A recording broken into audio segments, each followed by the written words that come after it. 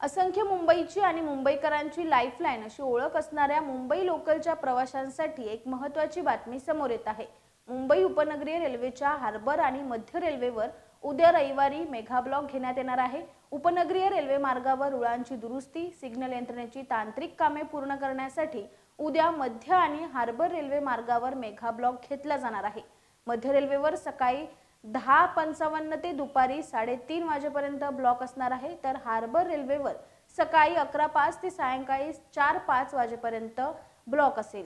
मध्य रेल्वेच्या माटुंगा ते मुलुंड अप आणि डाऊन जलद मार्गावर सकाळी 11:05 ते दुपारी 3:05 वाजेपर्यंत 4 तास आणि पश्चिम रेल्वेच्या चर्चगेट मुंबई सेंट्रल स्थानकादरम्यान अप आणि डाऊन जलद मार्गावर सकाळी 10:30 ते दुपारी 2:30 असे 4 तास मेगा ब्लॉक असेल। त्यामुळे या दरम्यान लोकल सेवा धीम्या मार्गावर वळवण्यात येणार असून या कालावधीत सर्व लोकल 15 ते 20 मिनिटांच्या उशिराने धावतील असा अंदाज व्यक्त करण्यात येत आहे। हार्बर मार्गावर सकाळी 11:05 ते संध्याकाळी 4:05 असे 5 तास पनवेल वाशी दरम्यान ब्लॉक राहणार आहे। या कालावधीत सीएसएमटी वाशी आणि ठाणे वाशी नेरूळ स्थानकादरम्यान ट्रान्स हार्बर सेवा उपलब्ध असतील।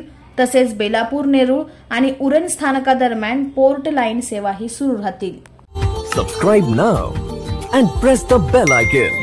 Never miss an update.